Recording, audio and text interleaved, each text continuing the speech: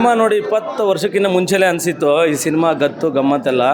ಆದರೆ ಇವತ್ತು ನೋಡಿ ಎಲ್ಲ ಒಂದು ಕಡೆ ಫ್ಯಾಮಿಲಿ ಆಡಿಯನ್ಸ್ನ ಕರ್ಕೊಂಬರೋಕ್ಕೆ ಇಡೀ ಕರ್ನಾಟಕದಲ್ಲಿ ಯಾವ್ದಾದ್ರು ಒಂದು ಕುಟುಂಬ ಯಾರು ಇದ್ದಾರೆ ಅಂತಂದರೆ ಓಣನಹಳ್ಳಿ ಡಾಕ್ಟರ್ ರಾಜ್ಕುಮಾರ್ ಅವರ ಕುಟುಂಬ.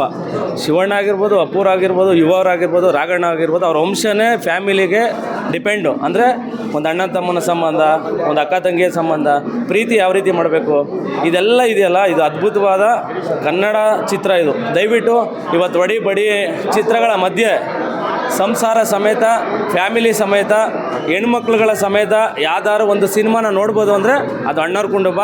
ಈ ಆಕಾಶದ ಎತ್ತರಕ್ಕೆ ಇವತ್ತು ನಿಂತ್ಕೊತಾ ಇದೆ. ಯಾರ್ಯಾರು ಆ ಕಾಲದಲ್ಲಿ ಅಪ್ಪು ಅವ್ರದ್ದು ಆಕಾಶನ ಮಿಸ್ ಮಾಡ್ಕೊಂಡಿದ್ದೀರಾ ಬಂದು ವಾಚ್ ಮಾಡಿ.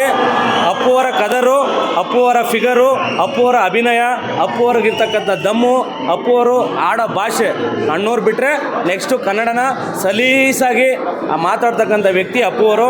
ಅಪ್ಪು ಅವ್ರು ಯಾವತ್ತೂ ಎಲ್ಲರ ಮನಸ್ಸಲ್ಲಿದ್ದಾರೆ. ಇವತ್ತು ನಾವು ಅಪ್ಪು ಅವ್ರನ್ನ ಕಳ್ಕೊಂಡಿದ್ದೀವಿ. ಆದರೆ ಎಲ್ಲೋ ಒಂದು ಕಡೆ ಇಲ್ಲಿ ಎಷ್ಟೋ ಜನ ಪ್ರೀತಿಸ್ತಾರಲ್ಲ, ಆ ಅಭಿಮಾನಿಗಳ ನಗುಲಿ ಅಪ್ಪು ಅವ್ರನ್ನ ನೋಡ್ತೀವಿ. ನನಗೆ ರಿಯಲ್ಲಾಗಿ ನಾನು ಅಪ್ಪು ಅವ್ರು ತೀರೋದಾಗಿಂದ ಯಾವ ಸಿನಿಮಾನೂ ನೋಡಿಲ್ಲ.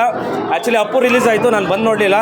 ಆಕಾಶು ಅಷ್ಟೇ, ನಾನು ಬಿಟ್ಟು ನೋಡ್ತಾ ಇದ್ದೀನಿ. ಬಿಟ್ಟರೆ ನನಗೇನೋ ಒಂಥರ ನನಗೆ ತುಂಬ ಫೀಲ್ ಆಗುತ್ತೆ ಅಪ್ಪು ಅವ್ರನ್ನ ಮಿಸ್ ಮಾಡ್ಕೊತಾ ಇದ್ದೀವಿ ಅಂತ.